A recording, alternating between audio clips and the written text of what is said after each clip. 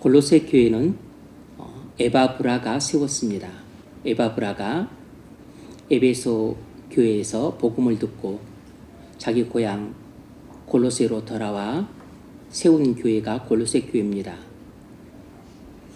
이 에바브라가 로마 감옥에 갇힌 바울에게 와서 골로새 소식을 전했습니다. 바울이 그 소식을 듣고 쓴 편지가 골로새서라 말씀드렸습니다. 바울은 골로새 성도들에게 인사말을 전한 후에 하나님께 감사한다고 말했습니다. 뭐 때문에 감사를 드렸겠습니까? 그것은 에바브라에게 전해 들은 소식에 의하면 골로새 교인들이 믿음과 사랑과 소망을 갖고 있기 때문에 하나님께 감사를 드렸습니다. 4, 5절 이는 그리스도 예수 안에 있는 너희의 믿음과 모든 성도에 대한 사랑을 들었으며 너희를 위하여 하늘에서 얻은 소망으로 말미암음이니.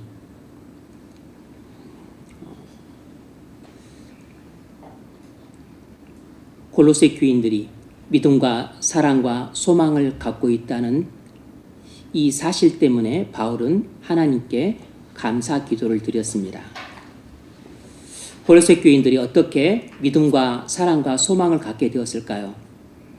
그것은 그들이 복음 진리의 말씀을 들었기 때문이었습니다. 5절 너희가 전에 복음 진리의 말씀을 들은 것이라. 뭘 알 수 있습니까? 우리가 복음 진리의 말씀을 듣고 믿음과 사랑과 소망을 가질 수 있다는 것입니다. 그러면 우리가 복음 진리의 말씀을 듣고 믿음과 사랑과 소망을 갖게 된다는 것은 무슨 뜻이죠? 그리스도인이 되었다는 거죠. 그래서 우리는 이 구절을 통해서 어떤 진리를 도출해낼 수 있냐면 참된 그리스도인의 영성이 무엇인지를 알 수 있습니다. 참된 그리스도인의 영성 세 가지는 믿음과 사랑과 소망이다 라는 것을 깨달을 수 있죠. 골로새 교인들이 에바브라가 전해준 복음 진리의 말씀을 듣고 그들이 믿음과 사랑과 소망을 갖게 된 것입니다. 다시 말하면 바로 이것이 골로새 교인들이 그리스도인이 되었다는 표지예요. 그러므로 그리스도인의 영성 세 가지는 믿음과 사랑과 소망이라는 걸 알 수 있죠.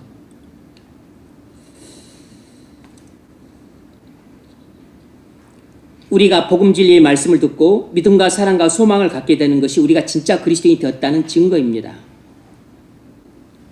여러분, 그리스도인의 영성 세 가지는 믿음과 사랑과 소망입니다. 우리가 복음 진리의 말씀을 듣고 구원받은 그리스도인이 되었니 어떻게 알 수 있겠습니까? 우리에게 믿음과 사랑과 소망이 있는지를 보면 알 수 있습니다. 구체적으로 이 믿음과 사랑과 소망은 어떤 내용을 담고 있겠습니까? 오늘 우리가 그걸 살펴보고자 합니다. 그리스도의 영성 첫 번째는 믿음입니다. 어떤 믿음이죠? 그리스도와 연합과 친교를 나누는 믿음입니다. 그리스도와의 연합과 친교를 나누는 믿음이에요. 4절 이는 그리스도 예수 안에 있는 너희의 믿음과. 그리스도 예수 안에 있다는 말은 그리스도와 연합과 친교를 나눈다는 뜻입니다. 그리스도 안에 있다 이 말은 그리스도와 연합과 친교의 관계에 있다 이런 뜻이에요. 그러니까 이 구절이 무슨 뜻이냐면 너희가 그리스도를 믿고서 그리스도와 연합과 친교를 나누는 사람이 되었다 이 뜻입니다. 그러니까 골로새 교인들은 에바브라가 전해준 그 복음과 진리의 말씀을 듣고서 예수를 믿고 예수와 연합되어서 친교를 나누는 사람이 된 것입니다. 그러니까 골로새 교인들이 가진 믿음은 바로 그리스도와 연합과 친교를 나누는 믿음이었던 것이에요.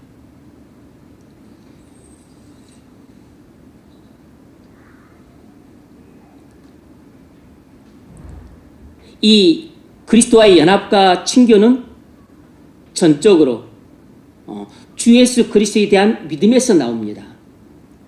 예수님이 하나님의 아들 그리스도이심을 믿을 때 그리스도와 연합되고 그리고 친교를 나눌 수 있어요. 다시 말하면 예수님에 대한 믿음이 무엇인고 하니 그것은 예수님의 인격과 사역을 믿는 것입니다. 다시 말하면 예수님이 하나님이시고 사람이심을 믿는 것이고 또 예수님이 하신 일을 믿는 것입니다. 다시 말해서 하나님의 아들이 이 땅에 사람으로 오셔서 우리의 죄를 지고 십자가에서 죽으시고 3일 만에 부활하셨다는 것을 믿는 것입니다. 이것이 바로 주 예수 그리스도에 대한 믿음이에요. 우리가 이 사실을 믿을 때 그리스도와 연합이 됩니다. 연합이 무슨 뜻이냐면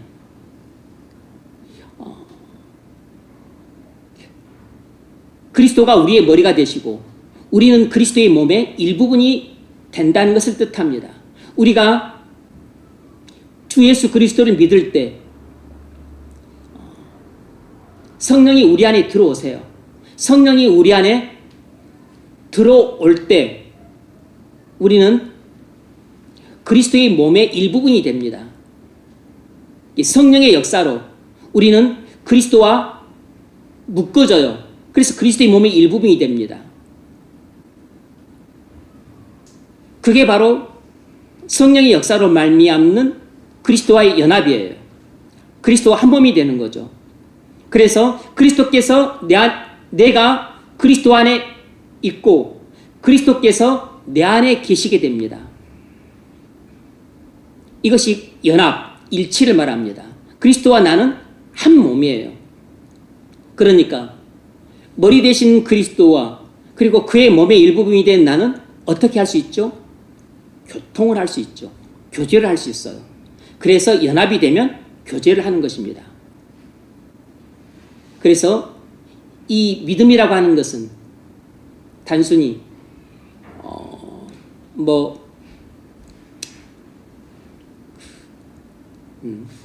저 다리는 튼튼하니까 나는 저 다리가 무너지지 않을 것을 믿고 건너간다.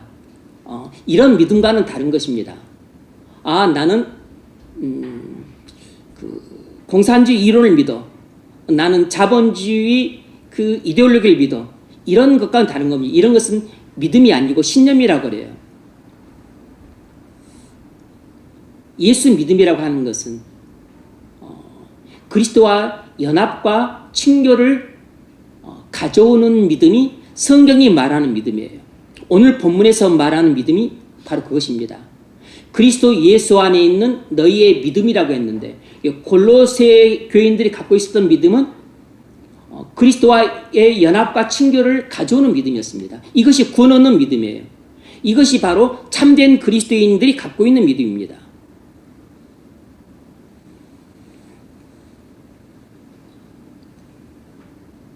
연합이 되면 그때부터 실질적으로 교제가 돼요. 그러므로 우리가 예수를 믿어 예수님과 연합과 친교를 나누는 사람이 되었을 때 비로소 그리스도인이 된 것입니다. 그러니까 교회를 다닌다고 그리스도인이 되는 게 아니고 믿는 부모님 밑에서 태어났다고 해서 그리스도인이 되는 게 아니고 3대째 목사 집안에서 태어났다고 해서 그리스도인이 되는 게 아니에요. 교회를 50년 다녔다고 해서 그리스도인이 되는 게 아닙니다. 그리스도인이 되는 것은 내가 예수를 믿되 예수와 연합되고 교제를 나누는 사람이 될 때 비로소 내가 진짜 그리스도인이 된 겁니다. 그래서 진짜 그리스도인이 된 사람의 영성에는 첫 번째가 믿음이 있는 것이에요. 여러분, 왜 오늘 예배당에 나오셨나요? 그것은 하나님과 교제하기 위해 나온 것입니다. 오직 이 한 가지 목적 때문에 우리가 주일에 예배당에 나오고 주중에도 예배당에 나오는 것입니다. 어떻게 우리가 하나님과 교제를 하죠? 그리스도와 연합되었기 때문입니다.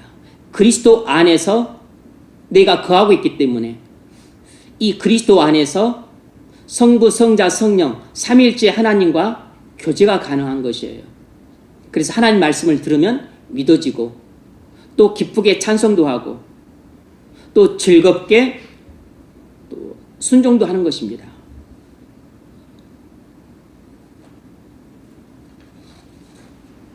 아무 자격 없는 우리는 예수님의 공로를 믿음으로 구원받아 하나님의 자녀가 되었습니다. 우리는 죄악과 허물이 많기 때문에 예배에 나올 때마다 하나님을 별 면목이 없어요.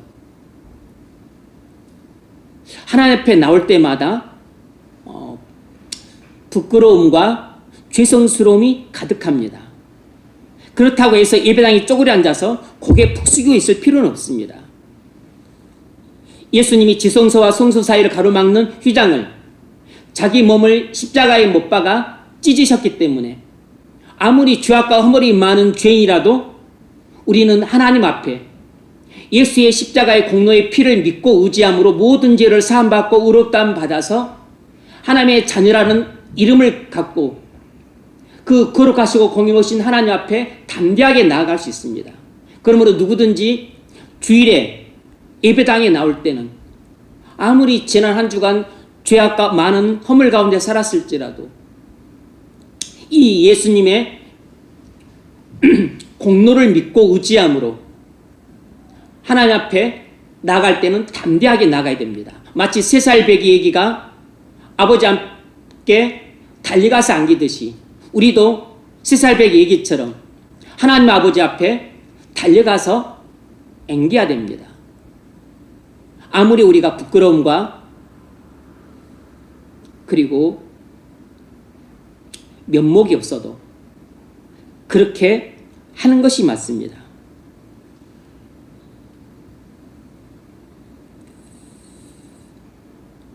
그러므로 우리는 여전히 부족하지만 여전히 죄가 많지만 예배당에 앉아 하나님께 나갈 때는 항상 담대하게 나가시기 바랍니다. 왜 그래야 됩니까? 우리가 예수를 믿고 하나님의 자녀가 됐기 때문입니다. 요한복음 1장 12절 영접하는 자, 곧 그 이름을 믿는 자들에게는 하나님의 자녀가 되는 권세를 주셨으니 그 이름을 믿는 자들에게는 하나님의 자녀가 되는 권세를 주셨다고 그랬습니다. 예수 그 이름을 믿는 자들은 하나님의 자녀가 된 것입니다. 그러므로 모든 자녀는 아버지께 나아갈 때 내가 공부를 잘하니 못하니 또 직장을 다니니 안 다니니 상관없이 우리가 스스럼없이 나가는 것처럼 하나님께 나갈 때는 담대하게 나가야 됩니다.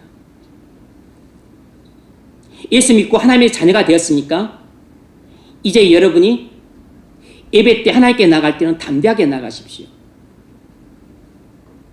예수 믿고 하나님의 자녀가 되어 기쁘니까 이제는 찬송을 부를 때 기쁘게 찬송을 하세요. 예수 믿고 하나님의 자녀가 되었으니까 하나님 아버지 말씀인 성경을 읽을 때 즐겁게 읽으십시오. 예수 믿고 하나님의 자녀가 되었으니까 이제는 마음대로 살지 말고 믿음으로 순종하십시오.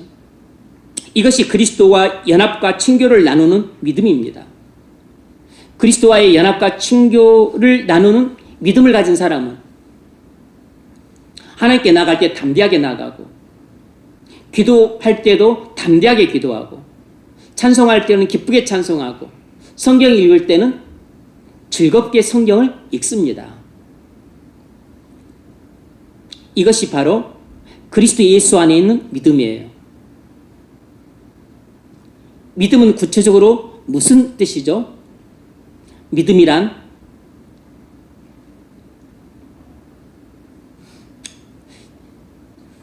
지적인 동의와 감정적인 사랑과 의지적인 순종을 포함합니다. 믿음이란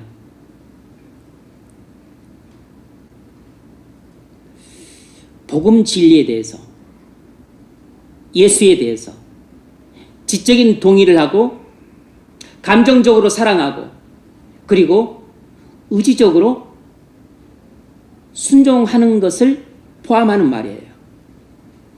그러니까 진리를 지적으로 동의하는데 사랑하지 않아서 순종하지 않는다. 이것은 믿음이 아니에요. 단순히 진리를 아는 것은 믿음이 아닙니다.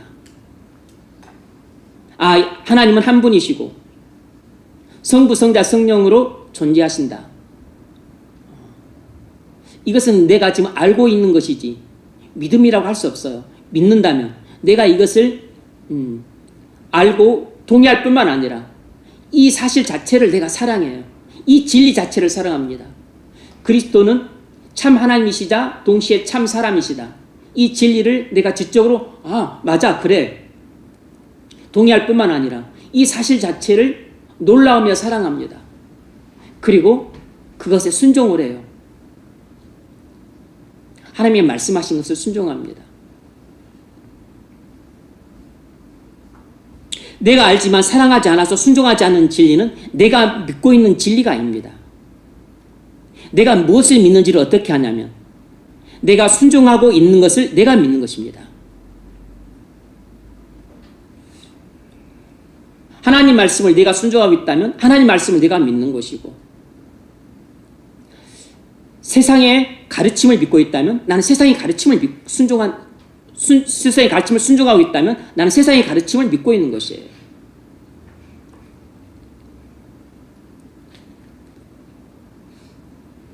내가 믿고 있는 진리란 그 진리를 동의할 뿐만 아니라 사랑해서 순종하는 것입니다.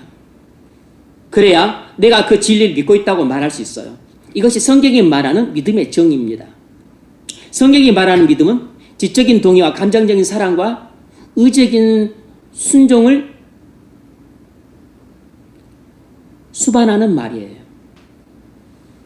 이것이 구원 믿음입니다. 여러분이 이런 믿음을 갖고 있다면 여러분은 그리스도의 영성 첫 번째인 믿음을 갖고 있는 셈이에요. 여러분이 그리스도와 연합과 친교를 나누는 믿음을 갖고 있다면 여러분은 예수님을 지적으로 동의하고 감정적으로 사랑하고 그리고 의지적으로 순종하는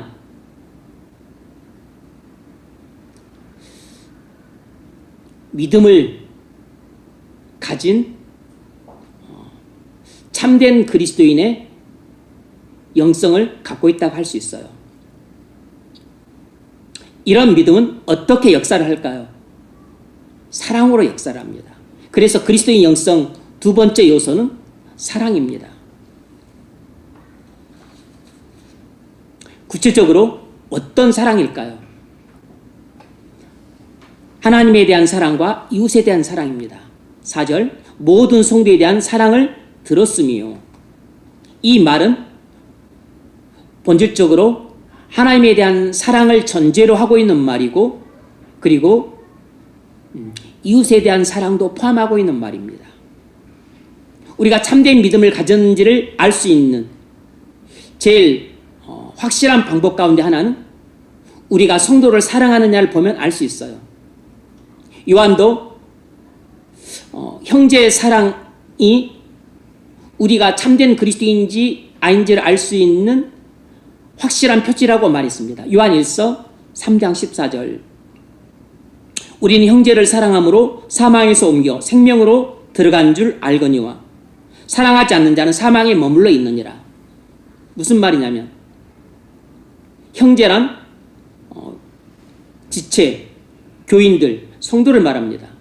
그러니까 성도를 사랑하는 사람은 진짜 그리스도인이고, 아무리 자기가 스스로 성도라고 말을 해도 교회를 다닌 지 50년이 되었고 또 권사, 집사, 장로의 직분을 갖고 있어도 형제를 사랑하지 않는 사람은 그리스도인이 아니라는 것입니다. 형제를 사랑하는 자는 생명을 가졌고 형제를 사랑하지 않는 자는 사망 가운데 거한다라는 것입니다. 이 말은 우리가 성도만 사랑한다는 게 아니고 먼저 성도를 사랑하고 그 다음에 불신자도 사랑하는 것입니다. 성도를 사랑하지 않는 사람은 주변의 불신자들도 사랑할 수 없어요. 아니, 곁에 있는 성도도 사랑하지 못하는 사람이 어떻게 주변의 이웃들을 사랑할 수 있겠습니까? 우리는 성도만 사랑하는 게 아니고 이웃도 사랑합니다. 하지만 우리가 믿음을 가지면 맨 먼저 하나님을 사랑하게 되어 있습니다.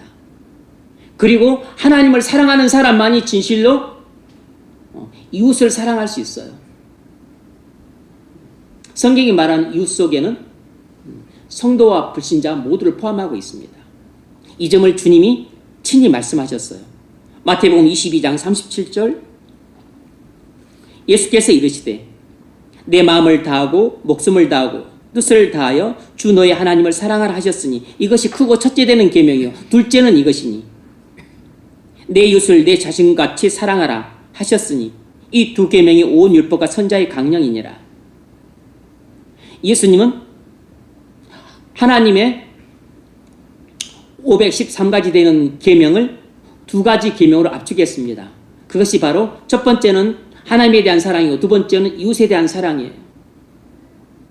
주님과 연합과 친교를 나누는 믿음을 가진 그리스도인은 이 두 가지 핵심 계명을 반드시 지킵니다. 왜냐하면 믿음은 반드시 사랑으로 역사하기 때문이에요.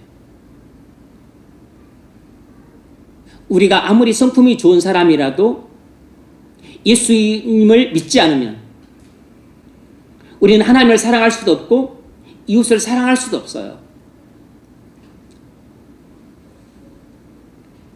사랑으로 역사하지 않는 믿음은 참 믿음이 아닙니다. 우리가 예수님을 믿는다면 하나님과 이웃을 사랑하게 되어 있습니다.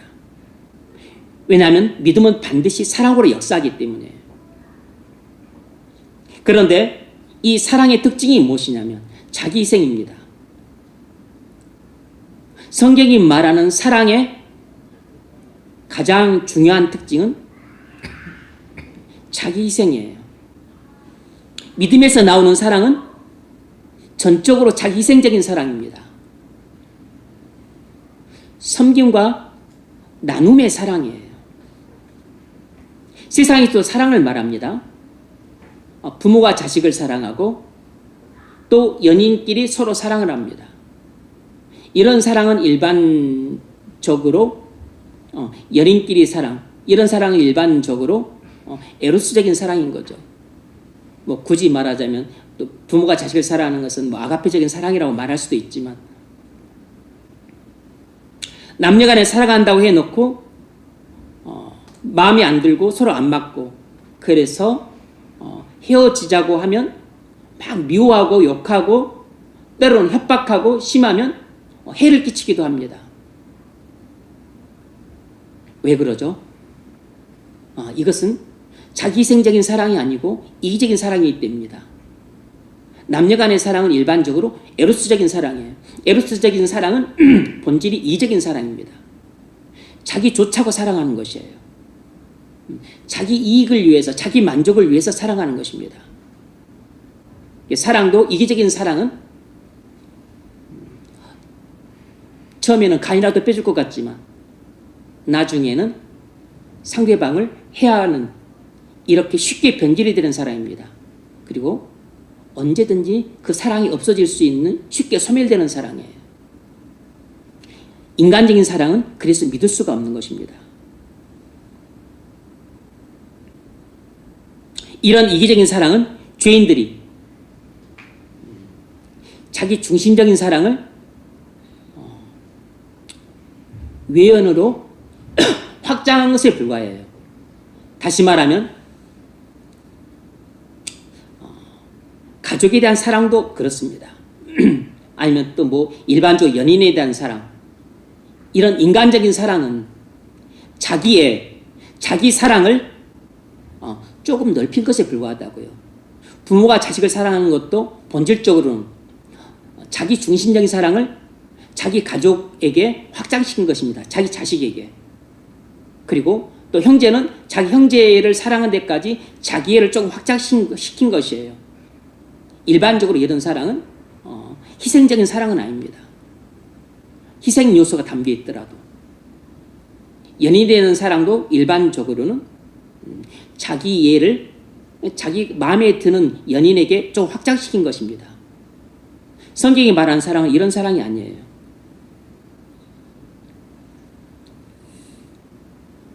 이런 이기적인 이런 인간적인 사랑은 자기 중심적이기 때문에 변덕스럽고 잘 소멸이 됩니다. 성경이 말하는 사랑은 믿음에서 나오는 사랑입니다. 믿음에서 나오는 사랑은 자기 희생적인 사랑이에요. 성경이 말하는 사랑은 섬김, 나눔, 또 자기 부인, 또 자기 십자가를 지는 것, 이런 것으로 표출이 돼요.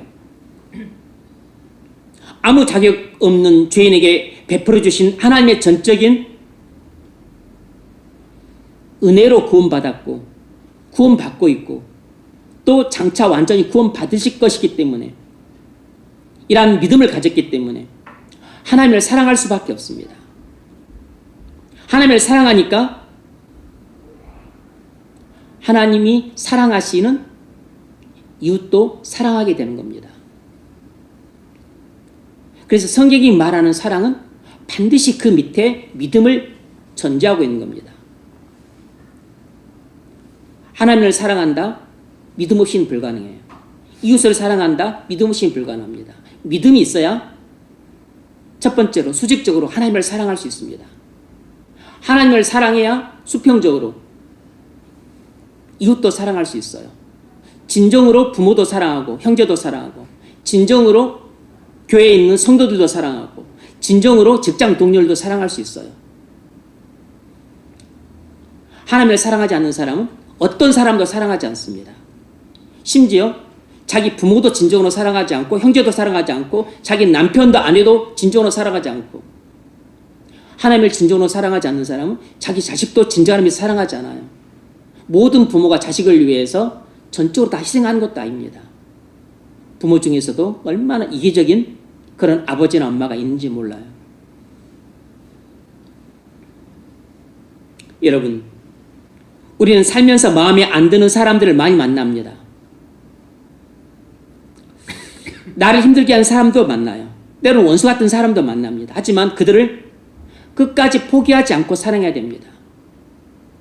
세상에 있는 불신자들은 자기 마음에 드는 사람만 사랑합니다. 자기 가족만 사랑해요.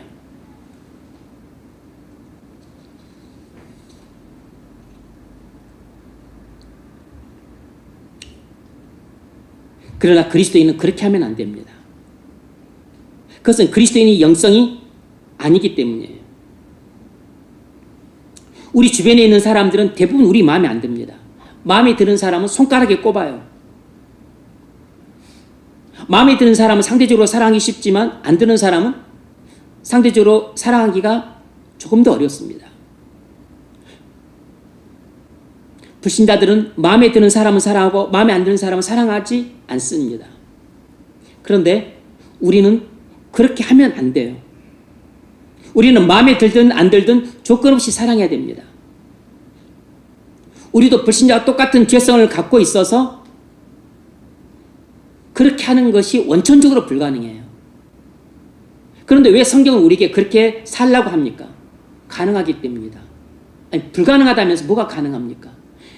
타고난 우리의 천성으로는 불가능해요. 그런데 우리 안에 성령께서 들어오셔서 우리에게 새로운 본성을 주셨기 때문에 이것 때문에 가능한 것입니다. 성령께서 우리 안에서 역사를 하면 우리는 우리의 천성으로는 사랑할 수 없는 마음에 안 드는 사람, 그리고 나를 힘들게 하는 사람, 때로는 원수 같은 사람도 성령의 역사를 따라서 사랑할 수 있게 돼요. 이것이 우리의 변화된 모습이에요. 이것이 그리스도인만이 갖고 있는 영성입니다. 참된 믿음을 가진 그리스도인에게는 이런 사랑이라는 영성이 있어요. 누구라도 성령의 역사를 따라서 순종하기만 하면 마음에 안 드는 사람, 나를 힘들게 하는 사람, 그리고 내 눈에 연기 같고 그리고 가시 같은 사람도 사랑할 수 있는 기적이 일어납니다.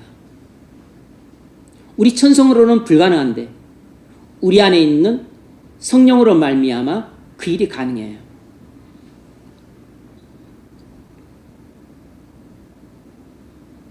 그래서 성령이 우리 안에서 역사하면 도저히 우리가 안 될 것 같은데, 우리 힘으로는 불가능한데 우리 힘이 아닌 예수님의 힘으로 우리가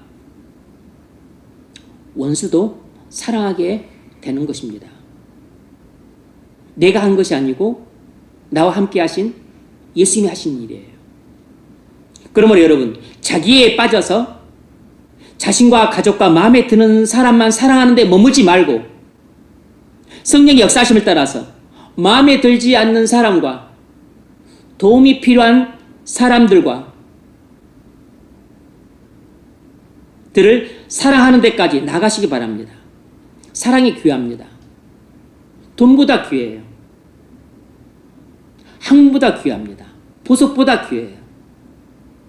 우리는 학문이나 돈이나 그리고 보석은 귀하게 여기는데 사랑을 귀하게 여기지 않습니다. 근데 사랑은 학문보다 돈보다 보석보다 귀합니다. 경제적으로는 풍요로운 시대를 살고 있는데 사랑은 나날이 메말라갑니다. 이 풍요로운 시대에 사람들은 참 사랑을 원해요. 누군가를 진정으로 사랑하고 싶고 또 누군가로부터 진정으로 사랑받고 싶어 해요. 그런데 사람들은 어떻게 해야 사람을 진정으로 사랑하는 줄도 모르고, 그리고 누군가가 또 진정한 사랑을 해주기를 갈구하기만 합니다. 진정한 사랑이 무엇인지를 들은 적도 없고 배운 적도 없기 때문에 진정한 사랑이 무엇인지를 몰라요. 간혹 남녀 사이에 사랑한다고 입에 발린 말하고 뭐 선물 주고 뭐 간이라도 꺼내줄 것처럼 진정한 사랑인 줄 믿었다가 나중에 크게 실망하고 헤어지는 일이 있잖아요. 자식에 대한 부모의 사랑도 모두 다 진정한 사랑인 건 아닙니다. 자식이 부모의 기대에 어긋나거나 말을 듣지 않을 때, 그때 부모의 사랑도 얼마든지 변질될 수 있습니다. 사람들은 누구나 자신을 포기하지 않고 끝까지 책임있게 사랑해줄 사람을 찾습니다. 그런데 현실에서는 그런 사람 찾기 어려워요. 그래서 그런 사람을 만나면 감동을 하는 것입니다.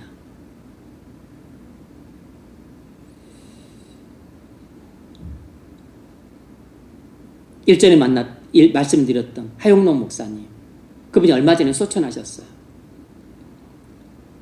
아직 그분이 목사 되기 전에 티마스라는 기업을 경영하고 있을 때 34살에 심장이 나빠서 수술하기 위해 병원에 갔는데 마침내 어렵게 심장이 구해져서 내일 수술합니다.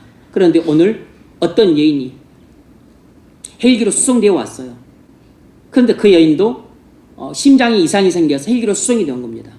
그런데 이 여인에게 맞는 심장이 없어요. 이 여인은 오늘 수술 못 받으면 죽는다는 것입니다. 이 소식을 자기 주치의한테 들었습니다. 당신은 아주 럭키합니다. 이 이야기를 듣고 하고서 주치의가 나가려고 할 때 이 하용록 34살 먹은 청년, 아내가 있고 그리고 5살, 3살 먹은 2딸이 있었습니다.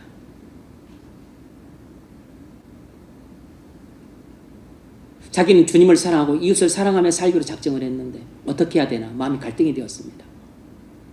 그때 말을 마치고 나가려던 주치의를 붙잡았습니다. 그리고서 내 심장을 이 사람한테 주시오 라고 말을 했어요. 주치의가 깜짝 놀랐습니다. 아니, 그렇게 안 하셔도 됩니다. 그렇게 하라고 제가 말씀드린 게 아닙니다. 그리고 이것은 중요한 문제니까 가족들과 상의해야 됩니다. 아닙니다. 가족들과 상의하면 가족들이 반대할 게 뻔합니다. 주님이 그렇게 말씀하셨으니까 이렇게 하렵니다. 그래서 그 여자의 생면부지 여자에게 자기 심장을 줬어요. 왜 그랬을까요? 한 번도 만나본 적 없지만 이웃을 사랑하는 주님 말씀을 순종하지 않으면 안 된다는 성령의 강권을 받았기 때문입니다. 왜 이웃을 사랑하는 순종을 했을까요? 이웃을 사랑해야 된다는 것을 알았던 거죠. 근데 한 번도 만나본 적 없고 대화 한 번도 만난 적 없지만 이웃을 사랑했던 거죠. 그래서 자기 심장을 주는 순종을 했던 겁니다. 왜죠? 주님을 사랑했기 때문이에요. 주님을 사랑하지 않았다면 이런 이웃을 사랑하지도 않았을 겁니다. 이웃에 대한 사랑은 반드시 주님에 대한 사랑이 있어야 나오는 것이에요. 그 여인은 수술받고 살아났지만 이 사람 하영록은 수술을 못 받았기 때문에 일주일 만에 혼수 상태에 빠졌습니다. 어쩌다 아무 병원에서도 쓰지 않는 너무 상태가 나빠가지고 안 좋은 거의 쓰레기 같은 심장 하나를 구해서 달고 다니다가 5년 뒤에 또 수술을 할 수밖에 없습니다. 또 5년 뒤에 또 수술했어요. 두 번째 받은 심장 가지고 16년을 살았는데 또 고장이 난 겁니다. 미국 법에 의하면 두 번밖에 심장 수술을 못 받는데 첫 번째는 엉터리로 심장을 받았기 때문에 좋은 심장 줬던 것을 감안받아서 세 번째 수술을 받을 수 있었어요.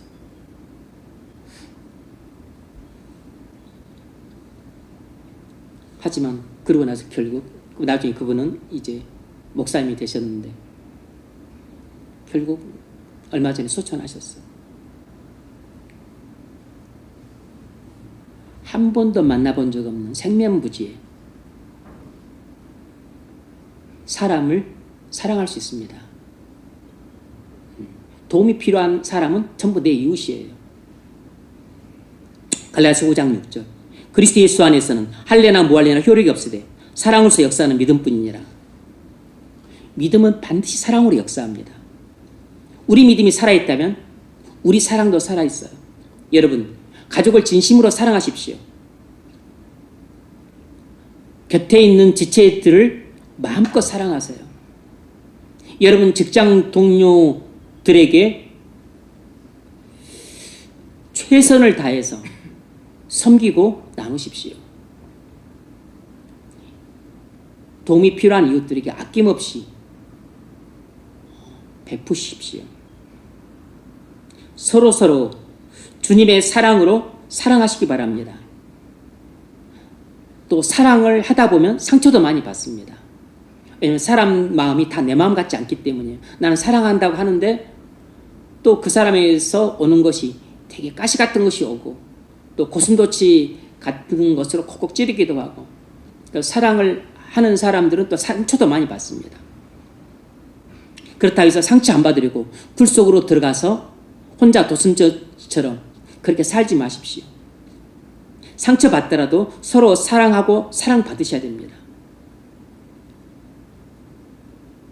자기만 사랑하지 말고 가족만 사랑하지 말고 그건 인간도 그렇게 하지만 짐승도 다 그렇게 합니다. 그러니까 자기 사랑하고 가족 사랑하는 것은 아무나 잘할 것이 못 돼요. 그건 곰도 하고 그리고 강아지나 고양이도 합니다.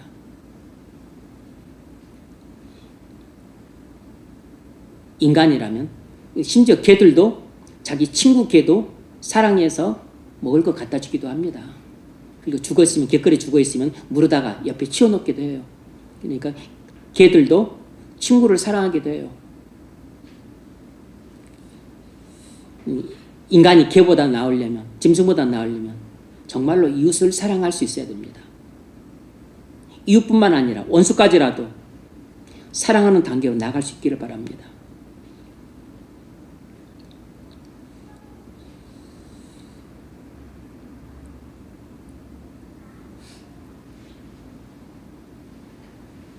(8절)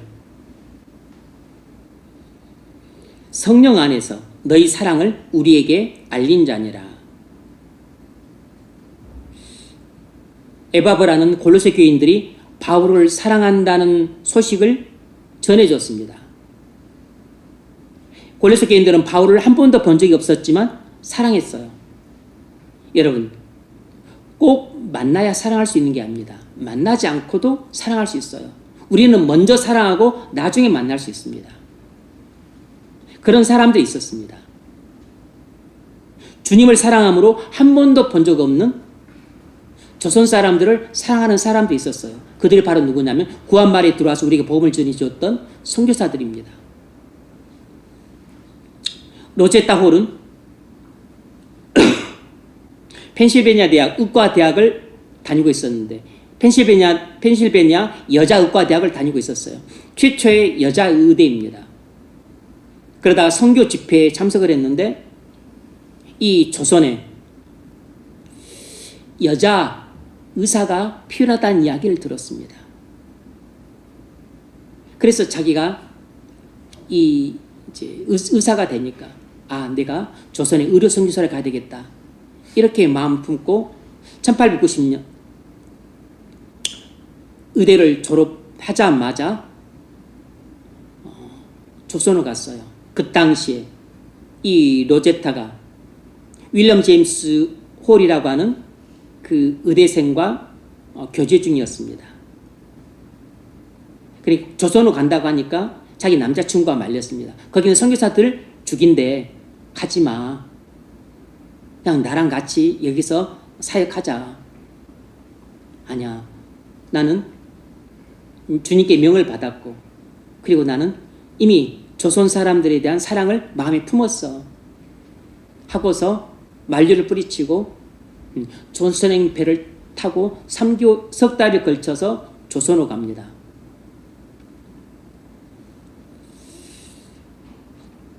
조선에 가서 보구의관의 터를 잡고 그곳에 머물면서 여성 전문 진료를 펼쳤습니다.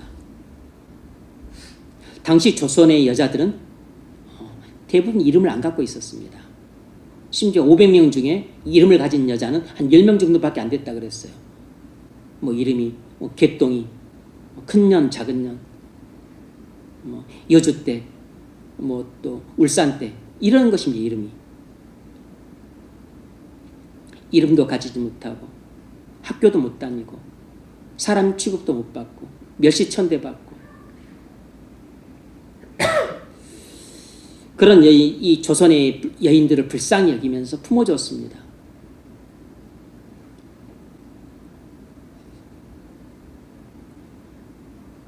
그러던 도중 이제 1년 뒤에 자기 남자친구가 조선으로 따라왔어요. 그리고 결혼을 했습니다. 이 윌리엄 제임스 홀은 평양으로 파송을 받았고 청일전쟁이 발발해서 많은 사람들이 죽어나갔습니다. 그래서 이 전쟁으로 죽어나가는 사람들 치료하다가 병이 걸려 남편이 결혼 3년도 못해서 죽어요. 3년도 못해서 죽습니다. 시오도르라는 아들이 있었고 이 로제타 속에는 이디스라는 딸이 임신 중에 있었습니다. 남편이 죽고 이디스라는 딸이 태어났어요. 이 남편이 죽을 때 로제타가 눈물로 기도하는 내용이 일기장에 나옵니다. 나는 처음으로 애원하는 기도를 했다. 하나님, 제발 우리 남편을 데려가지 말아주세요. 근데 죽었습니다. 그런데 이디스가 태어났어요. 이디스가 태어났던 게 큰 위로가 되었습니다. 제잘거리는 그 목소리를 듣는 것이 마음에 큰 위로가 되었어요. 그래서 아들과 딸을 데리고 그렇게 또 사역을 했습니다. 근데 남편이 죽을 때 유언했어요. 이제 나도 없고 당신 돌봐줄 사람이 없으니까 애를 데리고 다시 미국으로 돌아가시오. 그런데 이 로제타는 남편보다 주님을 사랑했기 때문에 주님을 사랑해서 조선을 사랑하는 마음 품고 왔기 때문에 갈 수가 없었습니다. 편한 삶을 살려고 했다면 애시당초 조선을 오지 않았겠죠. 그래서 조선에 계속 남았습니다. 그런데 딸 이디스도 5살 때 이질이 걸려서 죽게 돼요. 이디스가 죽을 때는 억장이 무너졌습니다. 일기장에 적었어요.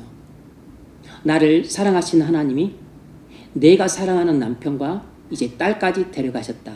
천국으로 데려가셨다. 나는 그 이유를 잘 알지 못하지만 분명히 합당한 이유가 있으리라. 이제 나는 천국에서 남편과 이디스를 만나게 될 것이다. 나는 그날을 참고 기다릴 것이다. 이런 내용을 일기장에 적어 놓았습니다. 그녀는 아들 쇼우드 호를 자기 남편처럼 의사로 만들고 그리고 의료 선교사로 만들었어요. 그래서 이 쇼우드 홀도 미국에서 의대를 졸업하고 의료 선교사 다시 조선에 돌아와서 자기 아버지 엄마 뒤를 이어서 결핵 환자 치료를 위해서 일생을 헌신했습니다.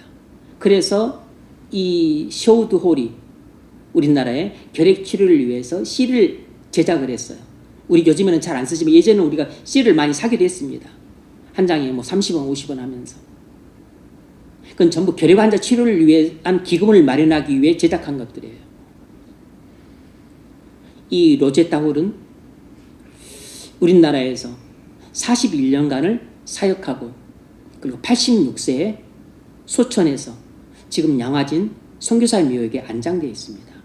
그의 아들도 그의 남편도 그의 일가가 전부 주님을 사랑하는 마음 때문에 한 번도 본 적 없는 조선 사람들을 사랑해서 그의 부모, 자식, 대를 이어서 섬기고 조선 사람들에게 베풀고 나눠줬던 것입니다. 여러분,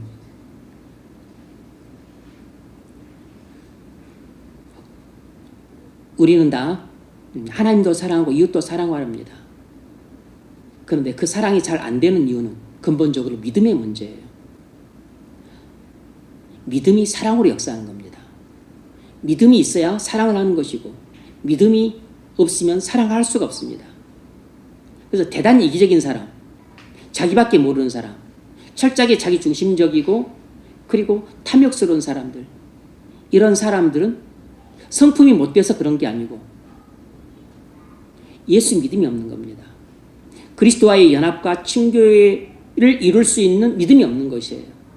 믿음이 있어야 진정으로 주님을 사랑하고 진정으로 주님을 사랑하는 사람이라야 마음에 안 드는 사람도 사랑하고 한 번도 본 적 없는 생면부지의 사람도 사랑하고 그리고 원수까지도 사랑하는 데까지 나갈 수 있는 겁니다. 세 번째는 소망에 관한 것인데 이것은 다음 시간에 하겠습니다. 내용이 좀 길어져서. 그리스도인 영성은 세 가지입니다. 믿음과 사랑과 소망이에요. 첫 번째는 믿음입니다. 예수에 대한 믿음이에요. 그 예수에 대한 믿음이 참되면 예수님과 연합과 친교를 가져옵니다. 예수님과 연합과 친교를 나눈 그런 믿음을 갖고 있는 사람은 반드시 하나님을 사랑하고 그리고 이웃도 사랑합니다. 먼저 하나님과 수직적인 올바른 관계를 맺고 수평적으로도 사람들과 올바른 관계를 맺죠. 사람들과 올바른 관계라고 하는 것은 사랑하는 관계를 말합니다. 우리가 사람들을 사랑하지 않는다면 사람들과 잘 지내는 것 같을지라도 올바른 관계는 아닌 것이에요. 사랑하는 관계만이 올바른 관계입니다. 그 사람에 대한 미움과 질투가 있고 그리고 분노와 저주와 악담이 있고 하지만 내가 표를 내지 않고 그냥 겉으로만 화평한 척 잘 지내고 있다. 이것은 올바른 관계가 아니에요. 이건 위장된 관계지. 올바른 관계는 사랑하는 관계입니다. 하나님과 올바른 관계란 내가 하나님을 뜨겁게 사랑하는 관계예요. 이웃과 올바른 관계란 이웃을 진심으로 사랑하는 관계입니다.